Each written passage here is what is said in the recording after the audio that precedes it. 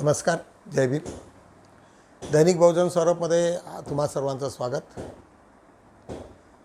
संपूर्ण देशात SC/STच्या बाबतीत भ्रम निर्माण करणारे अनेक व्हिडिओ समोर येत आहेत. त्याच्यामुळे निश्चितच काही लोकांना असं वाटते की आपलं रिझर्वेशन जाईल किंवा नाही. जे लोक पुढे येत आहेत आणि ज्या पद्धतीने ते दावा करत आहेत की हे असं आहे तसं आहे तसं आहे, हे अत्यंत खोटं आहे. मी जे काही थोडंफार वाचलं आणि भूषण गवई यांचा जो इंटरव्ह्यू आलेला आहे आणि एका कॉन्फरन्समध्ये ते बोलत होते आणि त्याच्यातलं मी एक छोटीशी क्लिप तुम्हाला याच्यामध्ये देणार आहे, त्याच्यावरनं तुम्हाला समजेल. एक आमच्याकडे सुरेश माने नावाचे एक वकीलही आहेत पेशाने. वकील नाही, ते कुठेतरी लेक्चरशिप करतात, ते LLM आहेत आणि ते प्रॅक्टिस करत नाही. त्यांचा फारसा हे नाही आहे, फक्त ते पॉलिटिकली याच्यामध्ये ते बोलत असतात. आज त्यांच्या बोलण्यावरनं किती विसंगती आहे याच्यावरती लक्षात येईल की त्यांना काही प्रश्न विचारण्यात आलेले की तुम्ही याच्यामध्ये वर्गीकरण जे करतायत म्हणजे जसं SCमध्ये असतील तर जे वेगवेगळ्या कॅटेगरीज असतील, चांभार असेल, बौद्ध असेल, महार असेल, तर त्याच्यावरती तुमचं काय म्हणणं आहे. आणि त्याच्यानंतर ते सरळ त्याच्यावरती उतरतात की EVM इकॉनॉमिकल विकर सेक्शनवरती मात्र ते का नाही. अरे प्रश्न जो कोर्टाच्या समोर राहील की त्याला स्टेटला कॅटेगरायझेशन करण्याचे अधिकार आहेत किंवा नाही, हा एवढा प्रश्न कोर्टासमोर होता आणि त्याच्यावरती झालेलं उत्तर. आता त्याच्यात इकॉनॉमिकली बॅकवर्ड कम्युनिटीमध्ये आहे नाही आहे तुम्ही टाका नवीन. म्हणजे विषयाला विषांतर करणे आणि इम्पेरिकल डाटा. अरे इम्पेरिकल डाटा हा SC/STच्या बाबतीमध्ये आता नवीन निघालेलं पिल्लू आहे की जोपर्यंत तुम्ही त्या एरियामध्ये किंवा सर्व्हिसेसमध्ये असणाऱ्या लोकांचा डेटा घेत नाही, परंतु तो डेटा काय झाला त्याच्यानंतर अनेक त्याच्यात पुन्हा हे झालेलं आहे, नवीन केस लॉजही आलेले आहेत आणि तो विषय वेगळा आहे. विषय काय सांगतात, काय बोलतात, काय समजतात काय, म्हणजे अशामुळे सर्व लोकांना कन्फ्यूज करून टाकतात. नागपुरातही परवा मी तुम्हाला कालच्या व्हिडिओत सांगितलेलं आहे की अशाच पद्धतीचे प्रयोग होते, परंतु ते काही प्रमाणामध्ये काही लोकांच्या लक्षात आलं. तर हे दोन्ही व्हिडिओ मी तुम्हाला हे सांगत नाही की काय बरोबर आहे काय खोटं आहे, परंतु जस्टिस BR गवई यांचे सुप्रीम कोर्टाचे जज यांनी केलेल्या एका अधिवेशनात परवाचंच भाषण आहे, त्याच्यामध्ये त्याच्यावरती सर्व स्पष्टीकरण आहे आणि तो व्हिडिओ पहा. आणि हे दोन्ही जे काही त्यांचे मानेंचा व्हिडिओ आहे याच्यावरनं तुम्हाला तपासला हे करता येईल की विषय काय बोलत आहेत काय. याच्यामुळे हे दोन्ही व्हिडिओ तुम्हाला घेऊन येत आहे. सध्या त्याचं ज्या पद्धतीने आता जे वारं चाललेलं आहे त्याच्याबद्दल सर्व लोकांना तुम्हाला जागृती करणं आहे.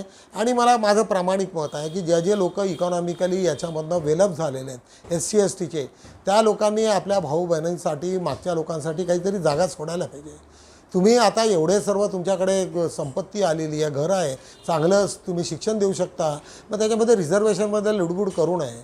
म्हणून क्रीमी लेअरचा जो विषय आहे त्याच्यात माझी स्पष्ट भूमिका आहे की जे SC/STचे लोक असतील, जे अफोर्ड करू शकत असतील, त्यांचे पोरं जर होणार असतील तर त्यांनी निश्चितच क्रीमी लेअरच्या याच्यामध्ये जनरलमध्ये कॉम्पीट करावं. आणि मी वारंवार सांगतो आहे की जनरलमध्ये जे जनरल आणि क्रीमी लेअरमध्ये OBCचे जे क्रीमी लेअर आहे ते नॉर्मल जनरल लेवलपेक्षा 4% पुढे गेलेले आहेत. म्हणजेच तुम्हाला जर संधी आलेली असेल जनरलमध्ये कॉम्पीट करायची आणि तुमची ताकद असेल तर निश्चितच तुम्ही किडे सोडायला पाहिजे अशी भूमिका आहे.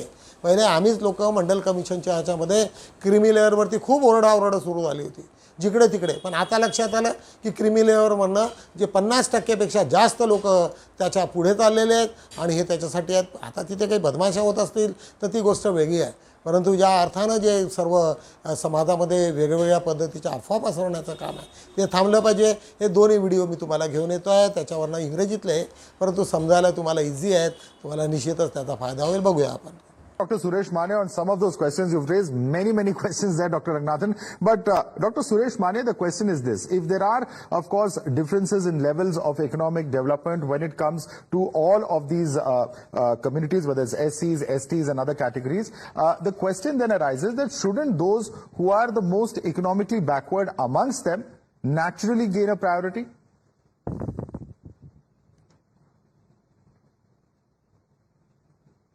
Yes, absolutely. Your question is right. Then my answer is, why don't you have the subcategorization in a EWS quota? EWS quota is without any subcategorization. That is the point number one. Point number two, creamy year is not the ruling in the present matter. Just it is an observation. It is called as an obiter. It is not a ratio. So it is the opinion given by the court with regard to creamy year. Creamy year principle has been turned down by the parliament also earlier. So creamy year here is not even a ruling of the majority. Even I have the judgment of two judges first, Justice D.Y. Chandrachud and another judge. It doesn't say creamy year mention is made by Justice Gavai and other two others. But it is the obiter in law. It is not a ratio. So it is not a law. Yes, it's a recommendation. We are saying it's a recommendation. The divorce from its 2005 judgment. No doubt, sir. We are saying it's a recommendation. You're absolutely right. Yes. But is it not a valid one? So it is up to the parliament. Yes, it is. No, then it needs to be examined because this judgment of the Supreme Court is without substantial data. In all the matters pertaining to the constitutional reservation policy, Supreme Court itself have emphasized time and again on the research and on the data, empirical data. Now the judgment is delivered without any empirical data. There is no empirical data even to suggest the subcategorization. Yeah. And there is no even empirical data with the applicability of the principle of creamy year. I heard carefully Dr. Ranganathan. Dr. Ranganathan, 10 years, Dr. Ambedkar's suggestion was with regard to the political reservation. That we should know and we should read thoroughly. We should not here distort the Ambedkar's name. That 10 years period was limited to only political reservation and not to the reservation in education and employment. That needs to be corrected. And secondly, when the Supreme Court delivers the judgment on categorization, whether there is a sub-categorization applicable to all other cadres. Even in an open category, the jobs are hijacked by the particular classes. Okay. Now, how many people are ready to admit this? Okay. It is the open quota, but One by it is the one. I just want to go one by one, please. Are you going to apply the Sir, Dr. Mani, you have raised a question on Dr. Ranganathan. I want him to quickly respond and then I'll go across to the two other panelists who have not yet spoken on this. Dr. Ranganathan, quick clarification. Quick response. Thank you very much. Thank you very much to Dr. Mane. Yes. Because I From Guwahati, citizens who are present here to commemorate the memory of late H.N. Saikia from different walks of life. My dear students who are present in large number on the first row, the Registrar General of the Guwahati High Court and the other members of the registry. At the outset, I would like to congratulate our new entrants in the Supreme Court, Justice N. Koteshwar Singh, who has come to Guwahati for the first time, his hometown, after being elevated to the Supreme Court. I congratulate him and extend him all the best wishes on behalf of all of us. As a matter of fact, when about 3 months back, Justice Bhuyan told me that I have to come to Guwahati to speak on a centenary of his esteemed father, Shri Surendranath Bhuyan. He had told me that I will have to address the junior lawyers from Guwahati High Court and the students of law colleges. I also find that various vice chancellors of the law universities are also present here. If I had known that I would have to face the galaxy of lawyers from the Supreme Court, whom I have to face every day, I would have certainly given a second thought whether I should come here or not. The day I started knowing the list of the stars who are going to be in the audience, I started developing a cold feet.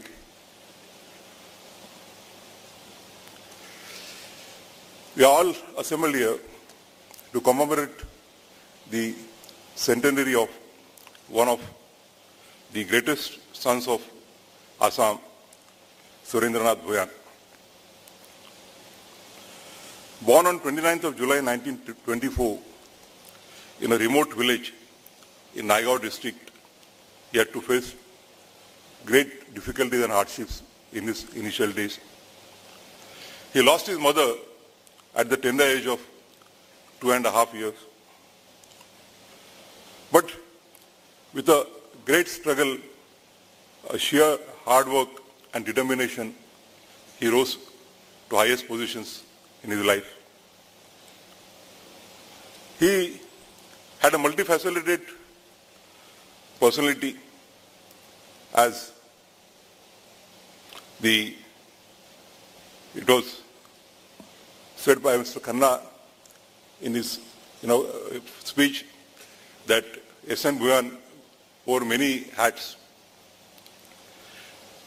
At his young age, he was moved by the freedom movement and he actively participated in the freedom movement. After India became free in 1947, he was attracted by the communist ideology and joined the Communist Party of India, and he also became the General Secretary of the Assam Chhatra Sammelan. When Communist Party was banned, he went underground, and he went underground till he was arrested in 1951. He was released in 1952 when the ban was lifted. During college days, he exhibited his born qualities of leadership. He was General Secretary of the Students' Union and organized many events for the students from the then known as Seven Sisters, the 7 North states. Impressed by his hard work, dedication and devotion and his oratorial skills, his teachers advised him to study law, which advice he accepted. And after completing his law, he joined the chambers of Fakhruddin Ali Ahmad, who was then a senior counsel and who later on became the President of India. नेहमीप्रमाणे बुद्ध या सिरियलमधनं एक छोटीशी आम्ही story सांगत असतो. सुदत्तची कथा बुद्ध आणि धम्मामध्ये दिलेली आहे आणि अनेक ठिकाणी सुदत्तची एक मिळेल तुम्हाला. हा सुमित हा दलित आपला दारिद्र्य म्हणजे अनटचेबल होतं त्यावेळेसही छुवाछूत आणि म्हणजे अनटचॅबिलिटी तिथे अस्पृश्यता मोठ्या प्रमाणामध्ये होती. एका गावाची स्टोरी आहे. भगवान बुद्ध आपल्या भिक्षूंसोबत ज्यावेळेस तिथे येतात तर तिथेच काही लोक सवर्ण लोक तिथे जे पंडित असतात जिथे ब्राह्मण असतात त्यांना थांबवतात आणि ते हसतात त्यांची टिंगल करतात आणि तिथे मोठ्या प्रमाणामध्ये काटे ठेवतात बाबळीचे मोठे आणि त्याच्या ह्याच्यातनं बुद्धाच्या पायाला एक मोठा काटा राहतो. ते म्हणाले की जर तुम्ही याच्यात असेल तर तुम्ही या सर्व गावाला त्यांनी बुद्ध विनंती करतात की आम्हाला गावात भिक्षा मागू द्या आम्ही तुम्हाला काही मागत नाही आहे. ते म्हणाले की तुम्ही या काट्यावरच चालत या आणि अशा पद्धतीने येताना सुमित तिथे उभा असतो. सुमितला पाहवत नाही आणि तो त्याच्यातला सर्व रस्ता साफ करतो. त्यावेळेस तिथे ब्राह्मण लोक त्यांना म्हणतात की आता तुझं इथून खाणंपिणं बंद होईल आणि अशा रीतीने तो संवाद होतो. त्याच्यानंतर बुद्ध तिथे येतात आणि बुद्ध त्यांना सांगतात की तुमच्यासारखंच याचंही रक्त आहे. हाही याला कोणी भेदभाव करत नाही. सूर्य भेदभाव करत नाही, वारा भेदभाव करत नाही. मग तुम्ही कोण लागलेले त्याची भेदभाव करायला. तर ते चिडून त्यांना म्हणतात सिद्धार्थाला म्हणतात तिथले ब्राह्मण की तुम्ही याला संघात घेणार काय. तो म्हणाला हां मला फार आनंद होईल. आणि त्याच्यानंतर मग ते त्याची संघामध्ये त्यांचा प्रवेश आणि ज्या भिक्षूंना ते सांगतात की ह्या सर्वात याच्यामुळे अनेक ठिकाणी तुम्हाला फार मोठा विरोधही पत्करावा लागेल परंतु तुम्ही हा सत्याचा जो विजय आहे तो निश्चितच होईल. याच्यावरती आधारित हा छोटासा व्हिडिओ तुम्हाला निश्चितच आवडेल आणि लोकांना सांगण्यासाठी एक चांगला एक व्हिडिओ तुम्हाला मी घेऊन येतो आहे बुद्ध या सिरियलमधनं. बघूया.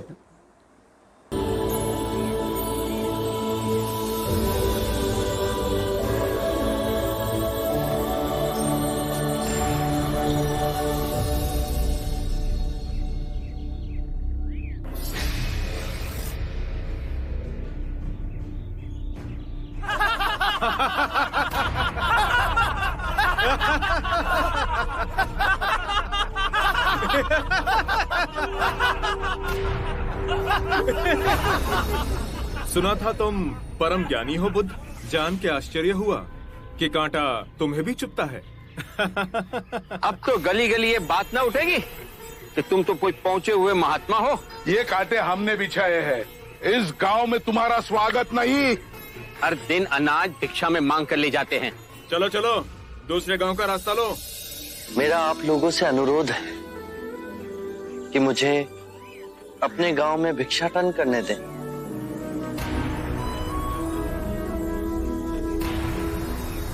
ठीक है, भिक्षा चाहिए तो दे अपने रक्त की आहुति।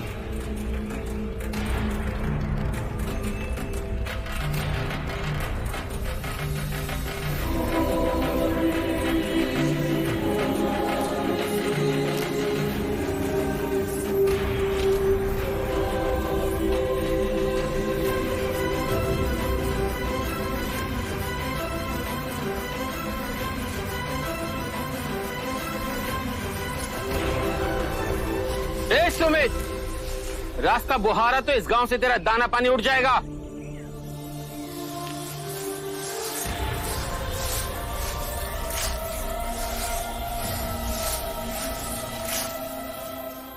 आप गांव में प्रवेश कीजिए।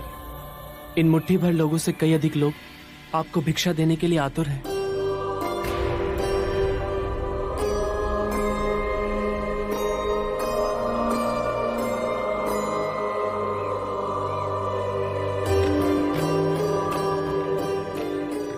आप मुझे ना छोड़ो। हाँ, नहीं तो मेरी छाया भी पड़ी, आप दूषित हो जाएंगे। क्यों दूषित हो जाऊंगा मैं? तुम भी हम सभी की तरह मनुष्य ही हो, और एक मनुष्य का स्पर्श दूसरे मनुष्य को कैसे दूषित कर सकता है? केवल लालच, घृणा, मोह, तृष्णा, हम ही मनुष्य को दूषित करते हैं। और तुम जैसा मनुष्य जिसमें इतना प्यार भरा हो, वो केवल दूसरों को सुख ही दे सकता है, दुख नहीं। कैसे महात्मा हो तुम? तुम्हें तो जाति वर्ण का ज्ञान भी नहीं है। चोला पहने कोई सन्यासी नहीं होता। अरे पाखंडी हो तुम, पाखंडी। जो मानव से उसकी मानवता को छीनता है, पाखंडी वो होता है। यदि मुझे पाखंडी कहे आप सभी को संतोष मिलता है तो ये उचित है, परंतु इस मनुष्य में भी हमारी तरह प्राण बसे। इसे नीचा कहे, इसका तिरस्कार करना सबसे बड़ा पाखंड है। यदि जानते नहीं हो तो मैं बता दूं, ये धर्मशास्त्र है। पाखंड कैसे हुआ? जिस मिट्टी से सारी मानवता का सृजन हुआ, उसी से इसका भी हुआ। मानव और मानव में भेद कर आप सृजनकर्ता पर कीचड़ उछाल रहे हैं। यदि हम आकाश में कीचड़ उछालेंगे तो आकाश तो ऊंचा ही रहेगा, परंतु कीचड़ वापस हमारे ऊपर ही गिरेगा। आकाश ने तो भेद नहीं किया, वो हम सभी को एक पिता समान ढके हुए है। ये धरती धान उपजती है, इसने हमारे साथ भेदभाव नहीं किया। ये हवा हम सभी के लिए समान बहती है। पानी हर प्यासे की तृष्णा को बुझाता है। जब प्रकृति भेदभाव नहीं करती तो हम मनुष्य में भेदभाव क्यों करते हैं? यदि ऐसा है तो इससे संघ में भिक्षु क्यों नहीं बनाते? बहुत अच्छा सुझाव दिया आपने। सुनीत, क्या तुम भिक्षु बनना चाहोगे? मैं अछूत, आप जैसे महात्मा का भिक्षु, मैं इस योग्य नहीं हूं। जो मनुष्य दूसरे मनुष्य की पीड़ा को देख व्यथित हो जाए, उससे उत्तम कोई दूसरा नहीं। मैं बुद्ध स्वागत करता हूं सुनीत का हमारे भिक्षु संघ में। रोजप्रमाणे दैनिक बहुजन सौरभच्या पेपरचा आढावा घेऊया। सोमवार 5 ऑगस्ट आज आमची हेडलाईन आहे, वायनाडमधील बचाव कार्य अंतिम टप्प्यात। इथे तुम्हाला माहिती आहे की जवळपास 219 लोकांचा मृत्यू झालेला आहे। पहिल्यांदाच अशी घटना झालेली आहे की इथे लँडस्लाईडमध्ये एवढे लोक मेले लँडस्लाईड पहाडावरती होत असते, परंतु इथे याच्यावरती सपाट जाग्यावरती आणि तिथे ज्या पद्धतीने मोठी लँडस्लाईड झालेली आहे आणि त्याच्यामुळे जे 219 लोक मेले हे अत्यंत खेदजनक बात आहे. पीडितांना 100 घरे बांधून देण्याचं काम सुरू झालेलं आहे आणि लवकरात लवकर स्टेट गव्हर्नमेंट आणि सेंट्रल गव्हर्नमेंट त्यांना मदत करेल. एक त्याच्यातली अत्यंत महत्त्वाची बाब आहे की मेजर सीता शेळके नावाच्या एका ह्यांनी 31 तासामध्ये एक मोठा पूल बांधला. म्हणजे एका ठिकाणावरून दुसऱ्या ठिकाणी जाण्यासाठी ज्या पुलाचं रात्रंदिवस जे काम झालं ते निश्चितच त्याला फार महत्त्वाचं होतं. अजूनही अनेक ठिकाणी प्रेत मिळत आहेत, परंतु त्यांची ओळख होत नाही आहे. अनेक ठिकाणी त्यांना काही अडचणी येत आहेत, परंतु आज शेवटपर्यंत त्यांना मोठ्या प्रमाणामध्ये तिथे बचाव कार्य सुरू असल्याची बातमी आहे. कारसह 5 मित्र पाण्याच्या प्रवाहात वाहून गेले. शहापूरची बातमी आहे. ठाण्याच्या जवळ शहापूर आहे, तिथे जात असताना नदीचा प्रवाह इतका मोठा होता की त्यांनी वाहून गेले. प्रधानमंत्री सूर्यघर मोफत वीज योजनेत राज्यात 100 मेगावॅटचा टप्पा पार केलेला आहे. अनेक लोक महाराष्ट्रामध्ये आज अर्ज केलेले आहेत आणि त्या लोकांना विजेचा मोठ्या प्रमाणामध्ये मोफत लाभ होईल अशी बातमी उपमुख्यमंत्री व ऊर्जामंत्री देवेंद्र फडणवीस यांनी केलेली आहे. शुभांशु शुक्ला हे अंतराळातले जाणारे दुसरे भारतीय ठरू शकतील. त्यांना अमेरिकेच्या नासामधून इन्व्हिटेशन आलेलं आहे आणि असं म्हणतात की बहुधा यावेळेस पुन्हा ते जाण्याची त्यांना संधी आहे. मध्य प्रदेशमध्ये भिंत कोसळून 9 मुलांचा मृत्यू झालेला आहे. एका धार्मिक ठिकाणी तिथे काही कार्यक्रमात असताना ही घटना झालेली आहे. भरतनाट्यम नृत्यांगना यामिनी कृष्णमूर्ती हिचे निधन झालेले. नवी दिल्ली त्यांना अनेक पुरस्कार मिळाले होते. बिहारमधील राजकीय पेचा तेजस्वी यादव ज्या प्रमाणामध्ये यावेळेस मोठ्या प्रमाणामध्ये तेजस्वी यादवच्या पक्षाला तिथे तोंड द्यावं लागलं, त्यांची मोठ्या प्रमाणामध्ये त्याचं नुकसान झाल्याचं दिसतं आहे. त्याच्यावरतीची बातमी आज आम्ही टाकलेली आहे. UPSCच्या परीक्षेत तयारी करणाऱ्या विद्यार्थीची आत्महत्या. एक हुनार विद्यार्थी पहिल्या स्टेप्समध्ये स्टोकमध्ये ती UPSCत होईल अशी तिची इच्छा होती, नावानी अंजली. परंतु सर्व काही पाण्यात फिरलं आणि तिला कळलं की इथे तर फार मोठे रॅकेट आहेत, इथे आपलं काही चालणार नाही आणि त्याच्यामध्ये एवढ्या महागाड्या याच्यामध्ये मी कसं काय त्याच्यात करील. आणि या सरकारचे धोरण आहे ते अत्यंत याच्यात आहे, बेरोजगारांच्या याच्यात निगेटिव्हिटी आहे. ह्या सर्व गोष्टीचा तिने विचार केला आणि आपल्याच रूममध्ये बसून तिने गळफास लावून तिचा आत्महत्या केली अशी ती बातमी आहे. न्यायालयीन प्रक्रिया लोकांना शिक्षा वाटू लागते. सरन्यायाधीश DY चंद्रचूड. तुम्हा सर्व लोकांना माहिती आहे की आज न्यायव्यवस्था किती बेकार झालेली आहे. लोक 25-25, 30-30 वर्षापर्यंत वाढ बघूनही काही त्यांना मिळत नाही. माझंच उदाहरण आहे. 25 वर्षापासून एक सुप्रीम कोर्टातलं मोठं मॅटर माझ्याकडे पेंडिंग आहे माझं आणि त्याच्यामुळे नर्वस असं वाटते की जे काही होईल ते द्या आणि मोकळं करा. अशा पद्धतीच्या त्या घटना आहेत. त्याच्यामुळे DY चंद्रचूड यांचं बोलणं निश्चितच महत्त्वाचं आहे. आज त्याच्या शेजारी चला आपला बहुजन सौरभ बलशाली करूया. तुम्हा सर्व लोकांना विनंती आहे की जास्तीत जास्त लोकांनी तो वाचावा आणि त्यांना वेगवेगळ्या पद्धतीने मदत करावी. जाहिरातीच्या मार्फतून किंवा छोटे मोठे लेख देऊन, कविता देऊन जास्तीत जास्त कसं वाढ होईल याचं तुम्ही लक्षात ठेवलं पाहिजे. मुंबईतून लाडकी बहीण योजनेसाठी 6 लाख अर्ज. आता माहिती आहे की एप्रिलच्या आपला ऑगस्ट महिन्यामध्येच आता इलेक्शन बहुधा जारी होईल. त्याच्या आधी सर्व फॉर्म गोळा करून ही गव्हर्नमेंट काय करणार आहे हे काही कळत नाही. 1-2 महिने दिले तर दिले पैसे, त्याच्यानंतर सर्व टाय फिश होईल. अशा पद्धतीच्या अनेक असे कारनामे करत असतात पार्ट्या आणि नंतर मग त्यांना हव्या दाखवत असतात लोकांना. त्याच्या शेजारी 10 वर्षात केलेल्या सर्व रस्त्याच्या कामाचे ऑडिट करावे. आमदार विकास ठाकरे यांनी सांगितलं की जे BJPच्या काळामध्ये 10 वर्षात जे कामं झाले त्याच्या स्ट्रक्चरल ऑडिट केलं पाहिजे, फायनान्शियल ऑडिट केलं पाहिजे. महाराष्ट्र अनिश्चित साहित्यरत्न अण्णाभाऊ साठे यांना अभिवादन. धम्मक्रांतीनंतरचे 2 अग्रश्रावक भदंत धर्मकीर्ती व भदंत सदानंद हे आहेत. बनते नागदीपनकर आमचे डायरेक्टर, त्यांनी इथे वैनगंगेच्या याच्यावरती एक जे जन्माला आलेले आणि त्याच्यानंतर डॉक्टर बाबासाहेब आंबेडकरांचं धर्मांतर झाल्याच्यानंतर श्रीलंकेतील भदंत शासन महास्तवी यांच्या हस्ते ज्या काही 3 लोकांनी जे दीक्षा घेतली आणि त्याच्यामध्ये प्रामुख्यानं सावंगी मेधनकर महास्तवीर, भदंत धर्मीकीर्ती महास्तवीर हे 2 होते.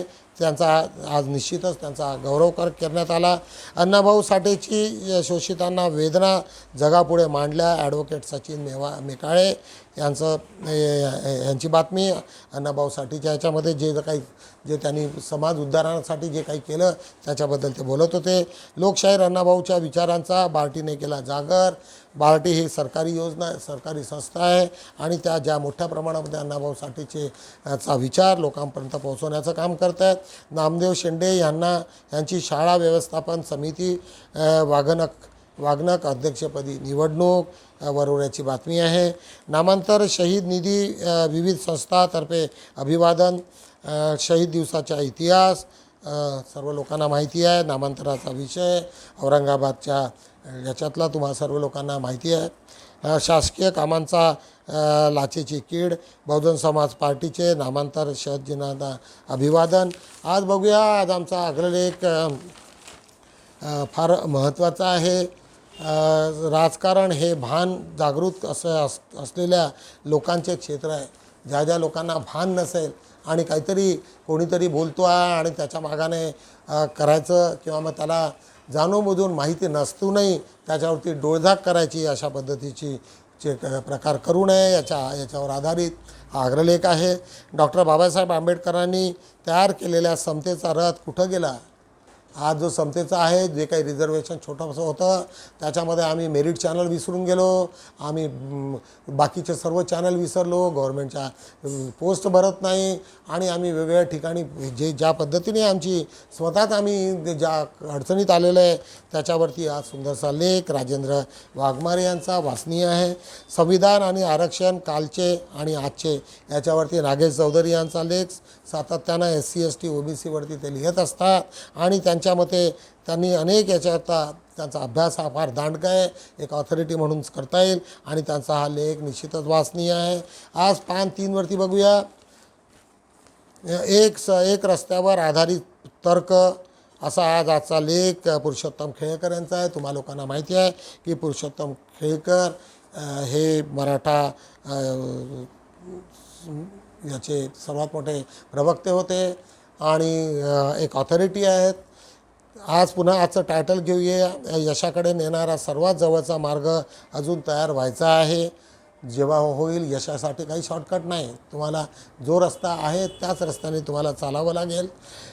पुन्हा राज्यात फक्त 28% जलसाठा, पाणी टंचाईचे संकट भीषण. रमेश लांजेवार यांचा लेख आहे. काही स्टॅटिस्टिकच्या आधारावरती त्यांनी ते काही हे केलेलं आहे आणि साठे नसल्यामुळे किंवा आपल्याकडे त्याचं नियोजन नसल्यामुळे जे काही पाणी येते पावसाचं ते वाहून जाते. याच्यावरती काहीतरी महत्त्वाचा तोडगा व्हायला पाहिजे अशा पद्धतीची त्यांची कल्पना आहे. एक प्रेमकुमार बोके यांचा हा लेख. ही तर देशाची मानहानीच आहे. ज्या पद्धतीने संसदेमध्ये जो प्रकार घडला, ज्या पद्धतीने पाणी येत होतं, आता माकडं शिरायला लागले, अशा पद्धतीने जर झालं असेल. तुम्हा सर्व लोकांना माहिती आहे की मोदी हेल्मेट घालून तिथे निरीक्षण करत होते. बहुधा त्यांनी काहीतरी चुकीचं सांगितलं असेल, नाही तर एवढा मोठा संसद भवन गळायला काही मार्ग नव्हता. अशातलं काहीतरी झाल्याचं दिसत होतं, बोलल्या जाते. समाजाच्या उन्नतीसाठी गेल्या विधानसभा निवडणुकीत एकजूट दाखवायची गरज आहे.